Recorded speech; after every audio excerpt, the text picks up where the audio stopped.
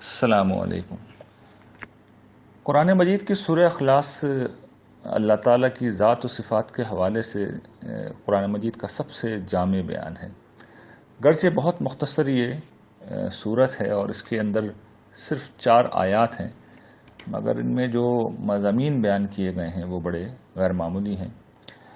آیت جو پہلی ہے اس میں اللہ تعالیٰ ارشاد فرماتے ہیں قل هو اللہ احد، اے نبی آپ اعلان کر دیں، سب کو بتا دیں کہ یہ حقیقت ہے اور یہ سمجھ لینا چاہیے کہ اللہ یکتا ہے۔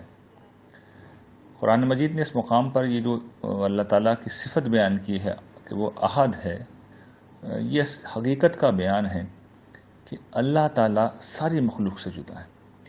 اور یہ دیکھ لیجئے، یہ حقیقت ہے کہ اس دنیا میں عقیدے کے باب میں جتنی بھی خرابیاں پیدا ہوئی ہیں وہ اسی وجہ سے پیدا ہوئی ہیں کہ لوگ اللہ تعالیٰ کو مخلوق جیسا سمجھتے ہیں۔ میں اس کی وضاحت آگے کروں گا، لیکن یہاں اس بات کا مطلب سمجھ لیجیے کہ احد کا مطلب ہے کہ اللہ تعالیٰ جیسا کوئی نہیں ہے، وہ یکتا ہیں، وہ اپنی ذات میں تنہا ہستی ہیں۔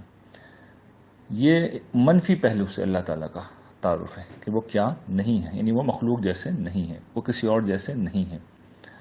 اور دوسری آیت یہ ہے اللہ الصمد، اللہ تعالیٰ سب کا سہارا ہے۔ عام طور پر صمد کا مطلب یہ کہا جاتا ہے، یہ کیا جاتا ہے کہ اللہ تعالیٰ بے نیاز ہے، اور بے نیاز کا مطلب یہ سمجھا جاتا ہے اللہ تعالیٰ کو کسی کی کوئی پرواہ نہیں ہے۔ نہیں، یہ بات ٹھیک نہیں ہے، اصل بات یہ بالکل الٹی ہے جو عام طور پہ سمجھی جاتی ہے۔ اللہ تعالیٰ یہ کہہ رہے ہیں کہ اللہ تعالیٰ سب کا سہارا ہے۔ صمد اصل میں عربی زبان میں اس چٹان کو کہتے ہیں کہ حملے کے وقت یا کسی آندھی کے وقت جس کی پناہ لی جائے۔ زبور میں حضرت داؤد علیہ السلام نے بار بار اللہ تعالیٰ کو اپنی چٹان کہا ہے۔ وہ ٹھیک یہی بات تھی جو قرآن مجید نے یہاں پر بیان کی ہے۔ اور جیسے کہ میں نے عرض کیا کہ اس کا پس منظر یہ ہے کہ جب صحراؤں میں شدید آندھی آتی ہے تو اس سے کوئی چیز پناہ دینے کے لیے موجود نہیں ہوتی۔ ہاں، اگر کوئی چٹان میسر آ جائے تو پھر اس چٹان کی جس وقت آپ آڑ میں ہو جاتے ہیں تو جتنی بھی ہوا کا زور ہو آپ محفوظ رہتے ہیں، آپ کو کچھ نہیں ہوتا۔ تو یہ گویا کہ اللہ تعالیٰ کی ذات کا ایک مثبت تعارف ہے کہ وہ سب کا سہارا ہے۔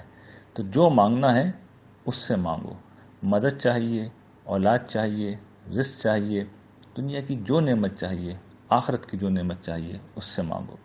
پھر اس کے بعد جو تیسری آیت ہے لم یلد ولم یولد، یہ اصل میں پہلی آیت کی وضاحت ہے۔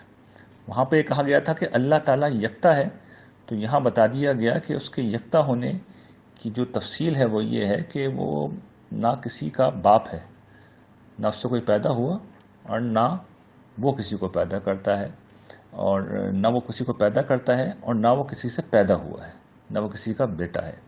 یہ کس چیز کا بیان ہے؟ آپ دیکھیے تو سادہ سے الفاظ ہیں، لیکن در حقیقت اس میں جو خدا کے باب میں 2 عظیم گمراہیاں انسانی تاریخ میں پائی گئی ہیں، شرک اور الحاد، دونوں کی نفی کر دی گئی۔ شرک کہاں سے پھوٹتا ہے کہ اللہ کی اولاد ہے، بت کون ہیں؟ اللہ کی بیٹیاں سمجھے جاتے ہیں، فرشتے اللہ کی بیٹیاں سمجھے جاتے ہیں۔ ہر دور میں یہیں سے اصل میں اللہ سے نسب قائم کر کے، نسب رشتہ قائم کر کے گویا کہ شرک کی بنیاد رکھی گئی ہے۔ اور یہ جو بات کہی گئی ہے کہ ولم یولد، کہ نہ وہ کسی کا بیٹا ہے، تو یہ اس چیز کا بیان ہے کہ اللہ سے پہلے کوئی نہیں تھا۔ الحاد اگر آپ کبھی اس فکر کا مطالعہ کیجئے تو اس کی جو ٹانگ اصل میں آخر میں جا کے پھنستی ہے جس جگہ پر، وہ یہی ہوتی ہے کہ جی اللہ تعالیٰ کو کس نے بنایا ہے؟ تو یہ اس بات کا جواب ہے، اسے کسی نے نہیں بنایا، اس لیے کہ وہ کسی کے جیسا نہیں ہے، وہ کسی کا بیٹا نہیں ہے، وہ کسی کی اولاد نہیں ہے۔ اور آخری آیت ولم یکن لہ کفوا احد، اس بات کا بیان ہے کہ وہ سب کا سہارا کس طرح ہے کہ اس کے مقابلے کا کوئی نہیں، اس کا ہمسر کوئی نہیں ہے۔ تو تمہیں جو مانگنا ہے اس سے مانگو، وہ سب کچھ دے گا، اور کوئی اس جیسا نہیں ہے، اس جیسی طاقت کسی کے پاس نہیں، اس جیسی قدرت کسی کے پاس نہیں ہے۔ تو مانگنا ہے تو اس سے مانگو، اور تعریف کرنی ہے تو اس کی کرو، اور شکر کرنا ہے تو اس کا کرو۔ وآخر دعوانا ان الحمد للہ رب العالمین۔